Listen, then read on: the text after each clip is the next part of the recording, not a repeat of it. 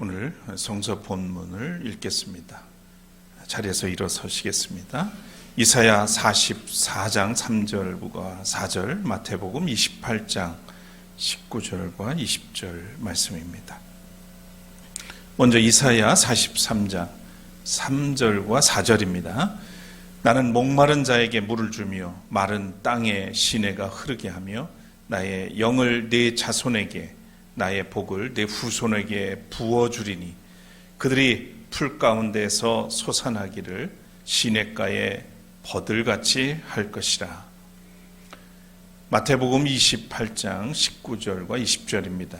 그러므로 너희는 가서 모든 민족을 제자로 삼아 아버지와 아들과 성령의 이름으로 세례를 베풀고 내가 너희에게 분부한 모든 것을 가르쳐 지키게 하라. 볼지어다 내가 세상 끝날까지 너희와 항상 함께 있으리라 하시니라. 이는 하나님의 말씀입니다.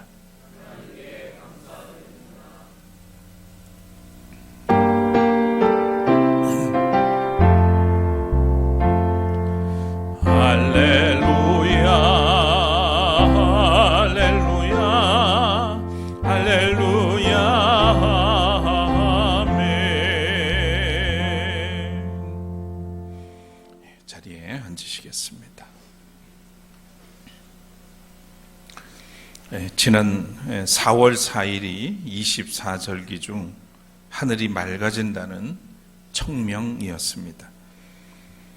마침 이날은 검찰 쿠데타로 정권을 잡고 약 3년간 무소불위의 권력을 휘두르다가 뜻대로 되지 않자 친히 쿠데타를 일으켜서 나라를 어지럽히고 국가의 시스템을 붕괴시킨 자 대통령 윤석열을 헌법재판소가 파면시킨 역사적인 날이기도 했습니다.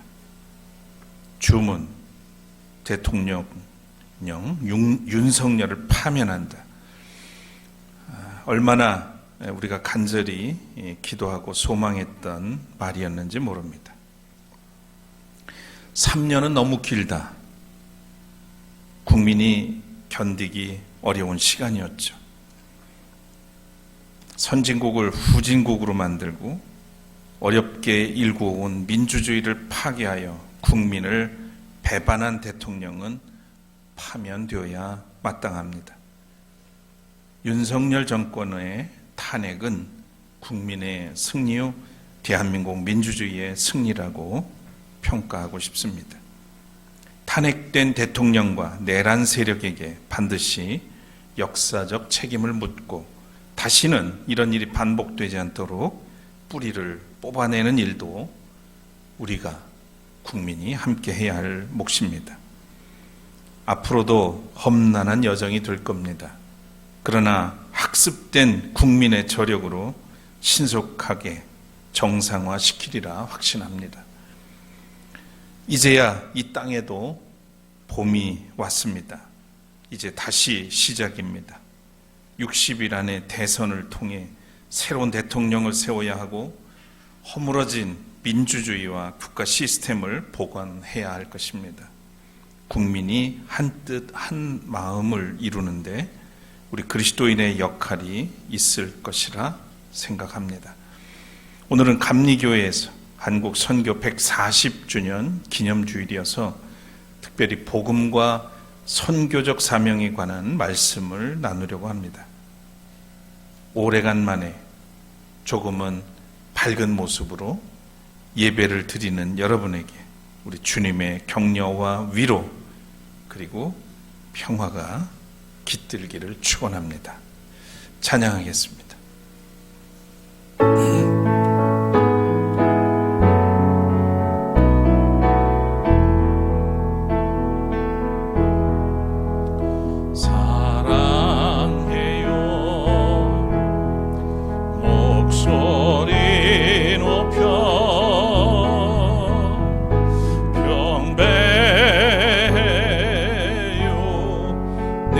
영혼 기뻐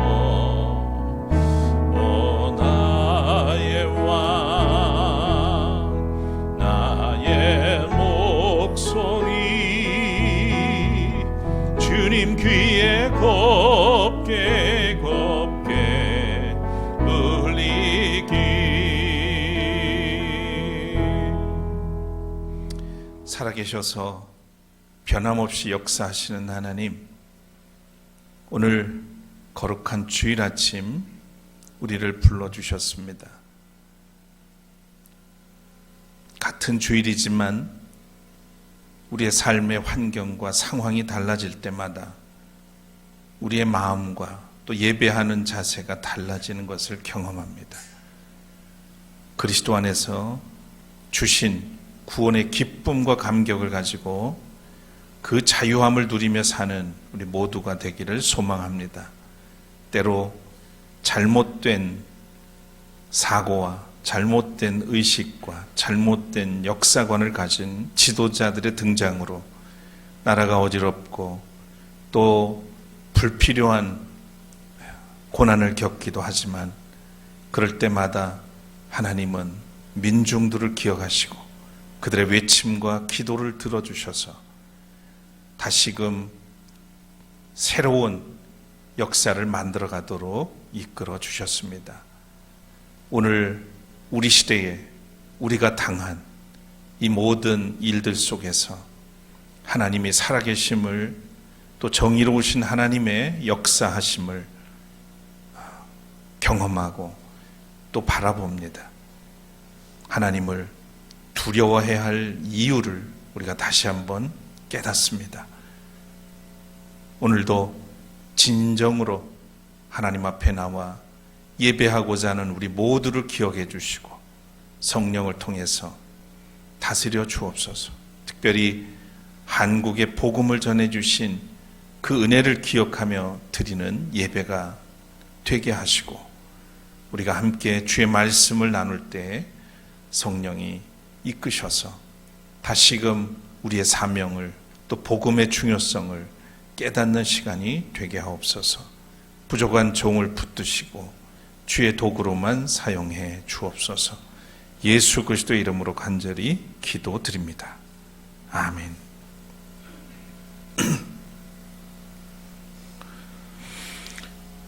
우리는 부활절 아침에 이곳에 왔습니다. 그날 사망의 권세를 이기신 주께서 이 백성을 얽어맨 결박을 끊으사 하나님의 자녀로서의 자유와 빛을 주시옵소서. 1885년 4월 5일 부활주일, 인천 제물포항에 도착한 헨리 아펜젤로 선교사와 호러스 언더우드 선교사가 드린 첫 기도입니다. 140년 전 가난과 질병으로 어둠 속에 갇혀 있던 조선 땅에 복음의 빛을 비추기 위해서 두 선교사가 입항한 날로 한국 기독교 선교 역사는 시작이 되었습니다. 두 선교사가 공식 선교사로서 조선 땅을 밟을 수 있었던 것은 그 이전 선교사들의 헌신이 있었기 때문입니다. 1883년 우리나라에서 최초로 미국으로 파견된 외교 사절단이 있었습니다. 일명 보빙 사절단입니다. 그런데 하나님의 섭리로 이 사절단이 대륙 횡단 철도에서 미국 감리교 선교부 가우처 박사를 만나면서 선교의 역사가 본격적으로 시작되게 되었다고 합니다. 조선의 선교 가능성을 본 이 가우처 박사가 본격적으로 일본에서 활동하던 맥클레이 선교사를 조선에 파송을 했고, 선교사 맥클레이는 기목균을 통해서 고종 황제로부터 의료와 교육을 동반한 선교 활동 허가를 받아낸 것입니다. 같은 해 호러스 알렌 선교사는 미국 공사관 의사의 자격으로 조선에 입국하게 되었고요. 갑신 정변 당시에 민영익을 치료하면서 왕실의 의사가 되었습니다. 그래서 고종의 신임을 얻게 되고 우리나라 최초의 근대식 병원으로 알려진 광해원, 후에 제중원이 됐습니다만 이 광해원을 설립하였는데, 이 광해원이 이후에 조선 내 선교사들의 교두보 역할을 하게 됩니다. 오늘날 서구적 이 선교사들, 서구의 선교사들, 아펜젤러와 언더우드를 시작으로 조선에 입국한 이 선교사들은 의료 선교, 교육 선교, 구제 사역을 통해서 본격적으로 예수 그리스도의 복음을 전했습니다. 선교사들은 병든 영혼을 치료하고 또 무지의 어둠에서 백성을 건져내었고요. 가난 속에서도 삶의 희망을 열어 주었습니다. 우리가 오늘 읽은 구약의 본문인 이사야 44장 3, 4절의 이 말씀에서 본 것처럼 이사야는 바벨론 포로가 된 이스라엘 백성들을 향한 하나님의 위로의 말씀을 선포합니다. 내가 메마른 땅에 물을 주고 마른 땅에 시내가 흐르게 하듯이 네 자손에게 내 영을 부어주고 내 후손에게 나의 복을 내리겠다. 그들은 마치 시냇 물가에 버드나무처럼 풀처럼 무성하게 자랄 것이다 그랬습니다. 이 말씀은 당시에 이스라엘 백성에게는 복음이었죠. 하나님은 메마른 땅과 사랑에 목마른 자들에게 생수를 부어주듯 이스라엘을 회복시킬 것이며 앞으로 대대로 후손들에게 주의 영을 통해 축복하시겠다고 약속하신 겁니다. 하나님은 어둠에 갇혀 곤고한 자기 백성들에게 희망의 메시지, 즉 복음을 선포하셨던 겁니다. 이처럼 군주에게 시달리며 무지와 가난이라는 어둠에 갇혀있던 조선의 백성들에게 공식적으로 파송된 선교사들이 전해준 예수 그리스도는 곧 복음이었습니다. 하나님의 은총의 눈을 뜨게 해준 것이죠. 일각에서는 한국에 파송된 미국인 선교사들이 기독교 복음을 전했을 뿐만 아니라 당대 미국 자본주의의 생활 방식과 백인 중심의 가치관을 전파했다고 보는 견해도 있습니다. 또한 선교사들이 비교적 우호적인 입장에서 긍정적인 한국의 이미지를 만들어내려고 했다는 이야기도 있고, 또 그들의 서구 중심적 세계관과 오리엔탈리즘이 그들의 한국에 영향을 끼쳤다고 보는 그런 이들도 있습니다. 이 견해들에 대해서 상당히 당시의 상황이나 역사적으로 우리는 부정할 수 없는 일이죠. 오늘날 서구적 근대화와 또 세계화의 긍정적인 부분이 있지요. 그러나 그뿐만이 아니라 또 부정적인 병폐의 분출로 인해서 가치관의 혼란, 또 자기 전통과 정체성 상실, 그리고 다양한 문화와 또 지혜의 도태, 생태계 파괴 등 심각한 위기를 겪고 있다는 점을 고려할 때 선교에 대한 보다 넓은 차원에서 한국의 초기 선교 역사를 이해할 필요가 있다, 이렇게 생각이 듭니다. 그럼에도 불구하고 우리 감리교회는 140년이라는 오랜 시간이 지났음에도 한 가지 진리를 지키고 또 간직하고 있습니다. 그것은 예수 그리스도께서 우리에게 전하신 복음이지요. 아펜젤로 선교사를 통해 전해진 복음이 바로 예수 그리스도의 복음이라는 겁니다. 감리교회를 비롯한 한국 교회는 이 복음 위에 세워졌습니다. 그러나 140년을 지나온 오늘의 모습은 복음이 크게 오염되고 변질되었다는 겁니다. 이번 내란 사태를 겪으면서 드러난 것처럼 한국 교회는 복음과 무관한 극우화, 맹목적이고 추설적인 신앙이라는 수렁에 빠지고 말았습니다. 분별력을 잃었습니다. 교회가 정치와 사리 사욕의 도구로 전락해버렸습니다. 거기에 정의도 없고 생명도 평화도 없습니다.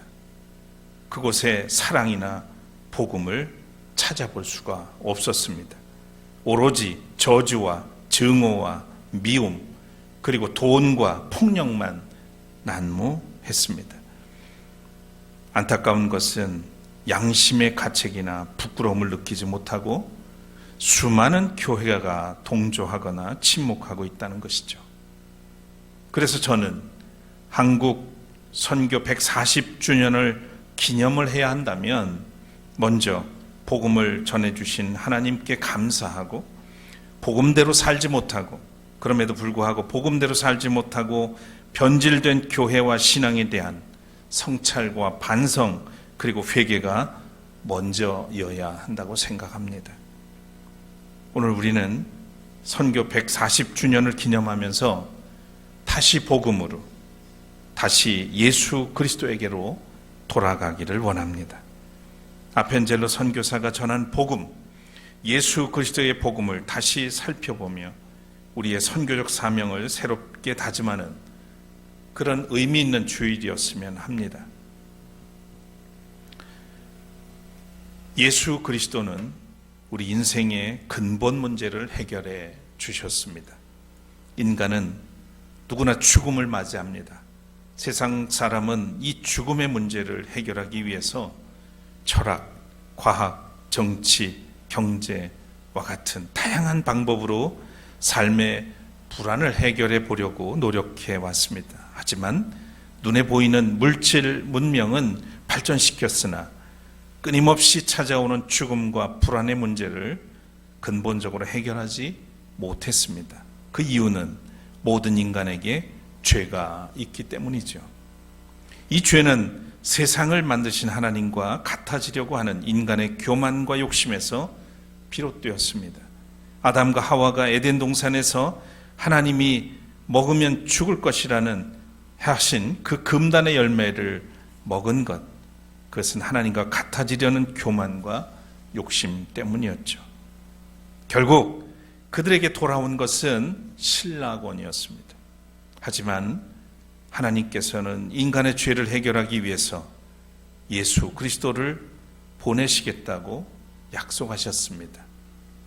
내가 너로 여자와 원수가 되게 하고 너의 자손을 여자의 자손과 원수되게 하겠다. 여자의 자손은 너의 머리를 상하게 하고 너는 여자의 자손의 발꿈치를 상하게 할 것이다.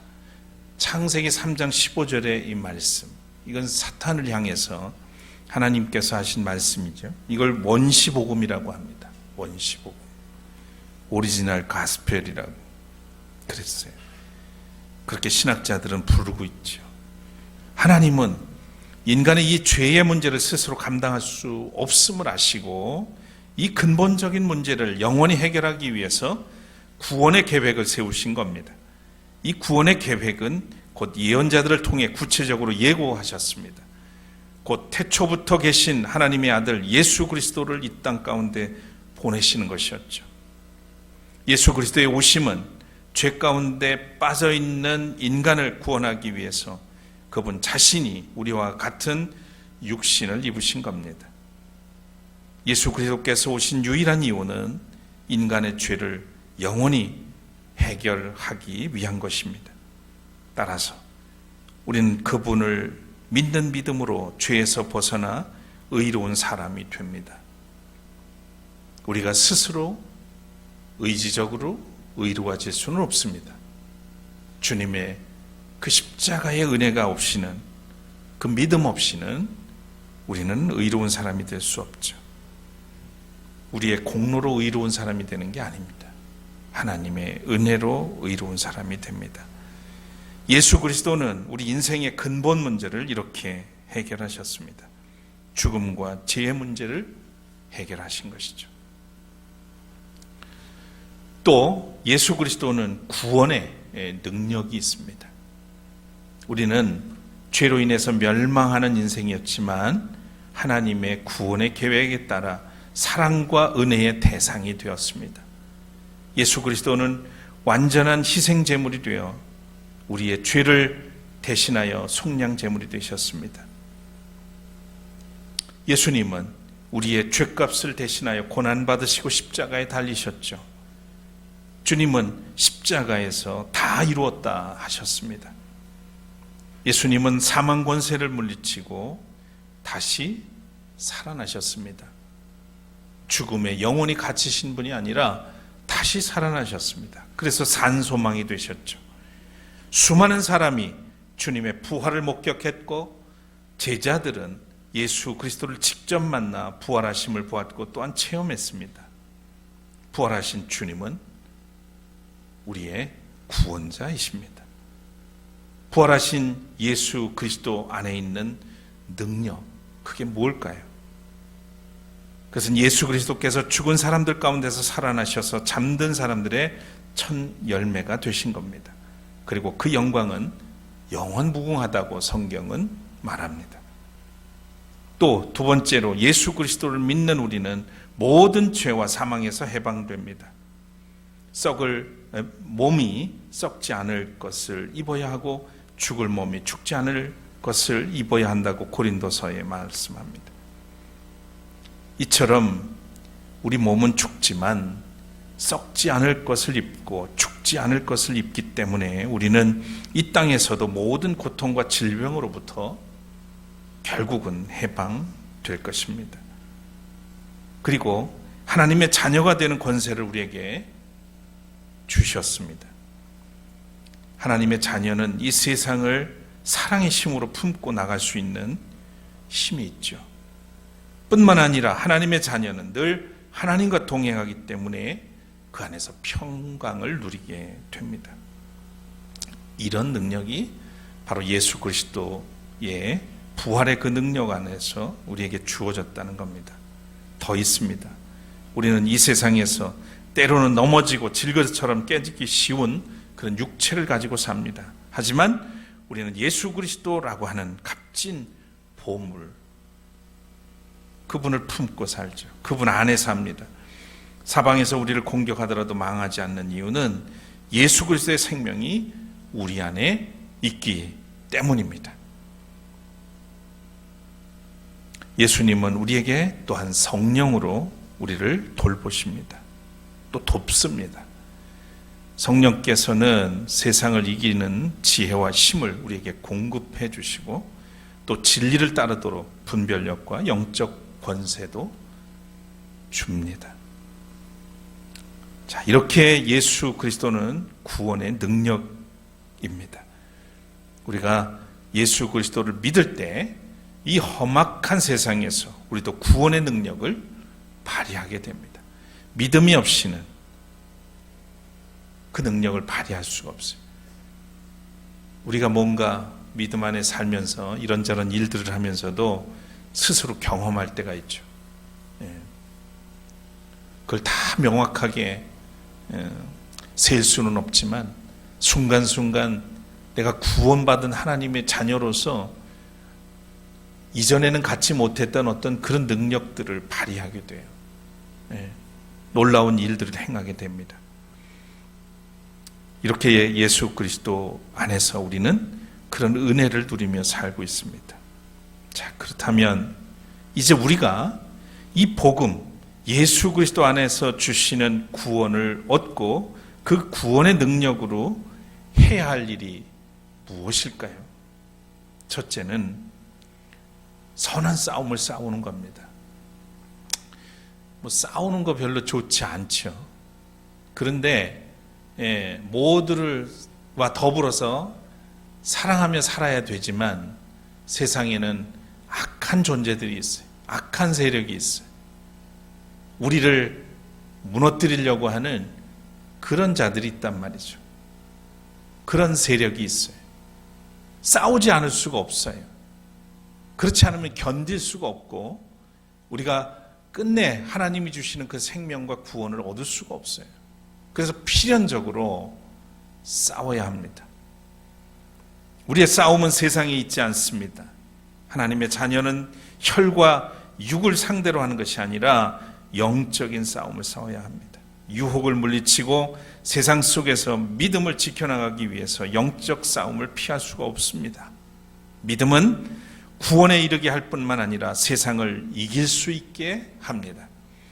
따라서 우리는 구원을 회방하고 믿음에서 넘어지도록 공격하는 악한 영의 세력과 싸워야 하는 겁니다. 하나님의 말씀과 뜻을 온전히 따르기 위해서 거룩한 싸움을 싸워야 합니다. 자신과도 싸워야 되죠. 거룩한 삶은 저절로 이루어지지 않습니다. 교회 오래 다닌다고 저절로 되는 게 아니잖아요. 필연적으로 절제하고 때로는 마음을 비우고 욕심을 내려놓고 그리고 하나님의 말씀에 순종하고자 하는 그런 열망을 가지고 나갈 때 우리 안에 진정한 거룩한 삶이 이루어지는 겁니다. 믿음의 사람에게 구원의 능력이 있듯이 악한 세력에게도 파괴의 능력이 있음을 우리는 기억하고 항상 하나님 안에서 말씀으로 전신갑주를 입어야 합니다. 둘째로 우리는 복음을 전파하여 사람들을 구원에 이르게 하는 것이 우리가 해야 할 일입니다. 구원의 능력을 가지고 이 땅에 살면서 해야 할 일, 그것은 바로 복음 전파입니다. 선교이고요. 이 십자가의 도를 모르는 사람들에게 전하는 전도입니다. 주님께서 제자들을 향해서 마지막으로 한 부탁 그리고 명령이 뭡니까? 같이 한번 읽으실까요? 그러므로 너희는 가서 모든 민족을 제자로 삼아서 아버지와 아들과 성령의 이름으로 세례를 주고 내가 너희에게 명령한 모든 것을 그들에게 가르쳐 지키게 하여라. 여러분, 이것은 하나님의 소원입니다. 세상의 모든 사람이 예수 그리스도를 믿어서 구원 얻기를 원하십니다. 그래서 주님이 제자들에게 명령하신 것이죠. 우리가 이 시대에 부르심을 받은 제자요, 또 세상에 보내심을 받은 사도들이라면 우리는 사람들에게 복음을 전하여 그리스도의 제자가 되게 하고 하나님 나라와 의를 이루도록 가르치며 거룩한 삶을 살도록 인도해야 합니다. 이것이 선교입니다. 이것이 예수 그리스도의 복음을 사는 일입니다. 140년 전 이 땅에 찾아온 아펜젤러 선교사가 전한 복음은 죽음을 이기고 부활하신 예수 그리스도께서 우리 인생의 모든 문제를 해결하셨고 그 부활의 능력이 성령을 통해 우리 가운데 역사하고 계시다는 것이었습니다. 이제 우리는 감리회 한국 선교 140주년을 기념하는 이 주일을 맞아서 우리 인생의 근본 문제를 해결하시는 구원자이신 예수 그리스도를 주님으로 다시 고백할 수 있기를 바랍니다. 항상 함께 하시겠다고 약속하신 예수 그리스도를 온전히 의지하여 구원의 능력으로 세상 끝날까지 성령과 함께 믿음의 선한 싸움을 싸우는 성도가 되시기를 바랍니다. 그리고 이 땅에서 하나님 나라가 성취되도록 복음을 선포하는 성도가 되기를 축원합니다. 우리는 이 세상을 향한 또 한 사람의 선교사이기 때문에 바로 이 일을 감당하라고 하나님은 우리를 구원하셨고 또 우리에게 부활의 그 구원의 생명의 능력을 주셨음을 우리가 함께 잊지 않고 늘 기억하며 살았으면 좋겠습니다. 사랑하는 성도 여러분, 온전한 믿음과 선한 영향력으로 세상을 변화시키는 참된 그리스도인으로서 이 시대에 부르심을 받은 제자와 보내심을 받은 선교사의 사명을 잘 감당하는 그런 샘터 가족들 되시기를 주의 이름으로 축복합니다. 거듭의 기도 드리겠습니다.